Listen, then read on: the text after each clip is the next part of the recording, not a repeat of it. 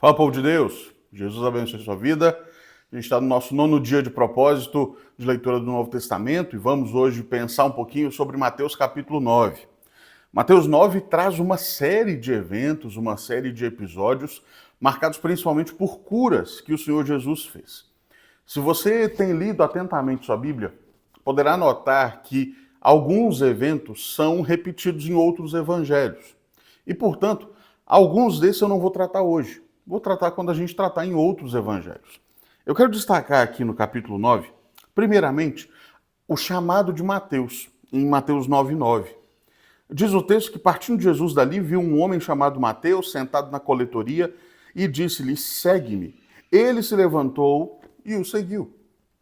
Mateus era um publicano, era um cobrador de impostos naquele contexto. O cobrador de impostos era alguém rejeitado pelos judeus e não era bem quisto pelos romanos, embora fosse funcionário do governo. Ele era um judeu trabalhando para o governo, portanto, trabalhando contra o seu próprio povo, os judeus. Os publicanos tinham a responsabilidade de cobrar impostos dos judeus e tinham a liberdade de cobrar além do que de fato era devido. E com isso faziam crescer a sua própria renda. O texto sagrado nos mostra que Mateus estava cobrando impostos, estava sentado na coletoria, quando o Senhor Jesus passa e o chama. Há aqui algumas lições muito importantes. Primeira delas, Jesus chama improváveis. Jesus não necessariamente trabalhará e chamará e convocará aqueles que nós humanamente o faríamos. Nós, às vezes, olhamos para as pessoas pela sua aparência, olhamos para aquilo que elas parecem ser, olhamos para o seu prestígio social, olhamos para aquilo que as pessoas falam a respeito delas, e isso nos leva a dar crédito ou não a tais pessoas. Isso nos leva a querer tais pessoas por perto ou não. Jesus chama improváveis. Um publicano dificilmente seria chamado para uma posição tão extraordinária quanto a de um apóstolo de Jesus. Um publicano dificilmente seria chamado para andar com um judeu de Jesus. Mas Jesus chama os improváveis. Jesus nos chama. Jesus chama-nos mesmo quando nós estamos afundados no pecado. Jesus chama-nos na nossa morte espiritual e Ele nos dá a vida e Ele nos convoca para viver com Ele. E a segunda lição importante aqui é a resposta de Mateus. Porque afinal, Mateus, enquanto está no seu trabalho, enquanto está na coletoria, enquanto está ganhando dinheiro, ouve o chamado de Jesus. E ao invés de dizer, Senhor, espera um minutinho, deixa eu acabar minhas coisas. Jesus, aguenta um pouquinho aí, deixa eu acabar de enriquecer primeiro. Jesus, segura um pouco, porque eu ainda preciso resolver coisas importantes para a minha vida. O texto diz que Mateus imediatamente se levantou e seguiu a Jesus. O que é que você está esperando para seguir a Jesus? O que você está esperando para responder ao chamado de Cristo em sua vida? O que você está aguardando para responder positiva e afirmativamente a convocação que Jesus faz a você? Outro trecho importante é o que vem logo a seguir. Quando Jesus está comendo com pecadores, tomando lugar com eles, e os fariseus o criticam duramente por isso. Vejam, ele come com pecadores. E Jesus responde com muita franqueza, mas também com ironia. Os sãos não precisam de médico. É como se Jesus dissesse aos fariseus: vocês se acham bons demais, então vocês não precisam de mim. Vocês se acham autossuficientes. Vocês pensam que são justos o bastante. Portanto, para que eu sirvo para vocês?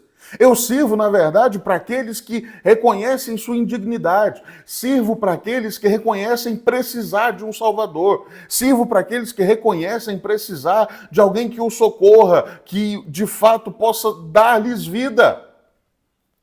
Tantas vezes nós temos tratado a missão da igreja como algo de menor importância, porque nós fomos salvos.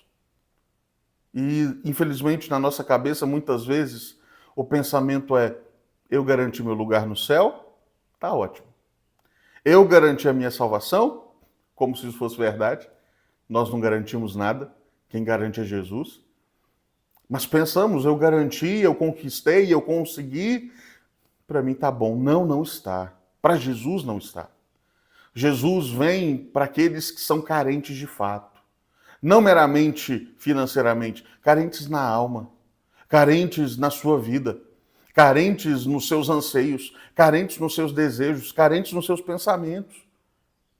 Jesus nos relembra a importância da missão da igreja, de se envolver e estar junto com pessoas, ainda que, e isso é muito importante, sem se deixar levar pelos valores distorcidos dessas pessoas, sem se deixar moldar pelos valores corruptos dessas pessoas, mas estar com elas e falar-lhes do reino, estar com elas e falar-lhes da verdade do Evangelho. E aqui, destaco ainda o que podemos ver lá no final do capítulo. Vou lá para o versículo 35 ao versículo 38.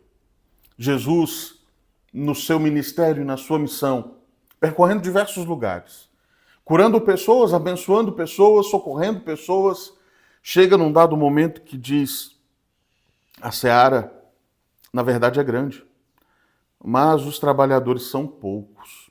Rogai, pois, ao Senhor da seara que mande trabalhadores para a sua seara. Jesus não está falando de pedir por mais pastores, por mais missionários, por mais presbíteros, embora tudo isso seja importante e tenha valor.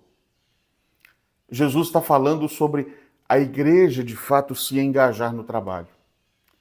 É triste ver como muitos que professam ser cristãos, muitos que professam ser igreja, muitos que afirmam ser salvos por Cristo Jesus, ocultam-se do trabalho, fogem da seara, fogem do serviço ao Senhor, ignoram completamente as necessidades dos outros e querem apenas ser alimentados, querem apenas receber, querem apenas consumir, querem apenas para si. E Jesus diz: tem muita coisa para fazer, gente. A seara é grande demais. Nós precisamos de trabalhadores, nós precisamos de gente que arregace as mangas, precisamos de gente que vá se dedicar, que vá se esforçar, que vá muitas vezes se exaurir para a glória de Deus. Mateus 9 encerra-se com essa convocação para mim e para você. O quanto nós temos trabalhado para o Senhor, o quanto nós temos nos dedicado ao Senhor, o quanto nós temos vivido para a glória do Senhor e entendendo a necessidade de disposição e disponibilidade para servi-lo com tudo aquilo que Ele nos deu, com tudo aquilo que somos pela graça dEle. Que o Senhor nos abençoe e nos dê um coração servo, disposto a trabalhar para a glória dEle. Com a graça de Deus, quando lermos os outros evangelhos, pensaremos em outros episódios que aparecem aqui nesse capítulo de Mateus. Que Deus abençoe sua vida.